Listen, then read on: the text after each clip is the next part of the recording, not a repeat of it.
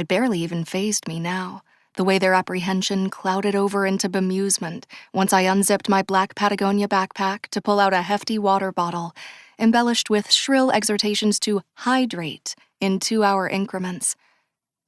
Then came the parade of apple juice boxes, more appropriate for a middle schooler's backpack, followed by strawberry Pedialyte, just in case the ritual threw my electrolytes too far out of whack.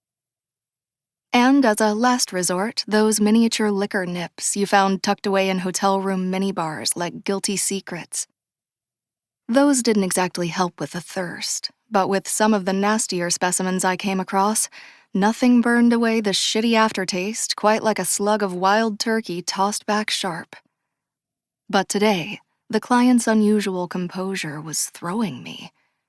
When I'd arrived at the Arcane Emporium and drawn back the burgundy velvet curtain that veiled this divination enclosure, secluding it from the rest of the occult store and the series of identical nooks on either side, she'd been sitting across the table from Amrita in a posture I knew well, head bowed, tendons standing out like steel cables in her neck, thin hands clasped on the tabletop so tightly the knuckles had paled into skeletal knobs. Fear made flesh. Yet the appraising glance she'd shot me when I slipped in, a keenly scrutinizing sweep of my entire person, had been shrouded by only the faintest film of uncertainty. Nothing like my normal clients. "Hello," I said, setting my sloshing backpack down and extending my hand. I'd found that a courteously detached demeanor, the kind of brisk professionalism you'd get from a doctor, served me better than any cultivated aura of mystique when it came to setting them at ease. The worst of the haunted only wanted to feel that they were in capable hands. "Good to meet you. I'm Daria Avramov, Amrita's colleague. Dasha, if you like." "Right," the woman said with a crisp nod that made her glossy cap of chin-length brown hair sway, its caramel highlights glinting in the candlelight. She looked in her mid to late 30s, a handful of years older than me. Not my type, but a fresh-faced pretty, with the kind of dewy skin that meant either excellent genes or the budget for premium skincare and cosmetic intervention.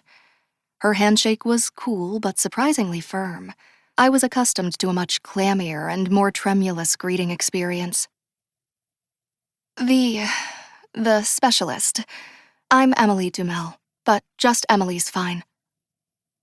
I withdrew my hand, considering her more closely.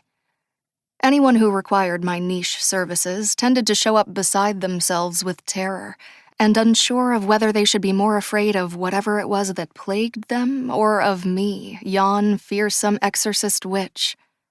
Given the breakdown of Thistle Grove's normie population, they were also often the love and light types who drove me especially batty. The low-effort, high-commitment kind who outsourced their chakra cleansings and flung indiscriminate amounts of money at the spiritual life coaches they invariably found through social media. Alas, this insufferable subgroup came with the territory.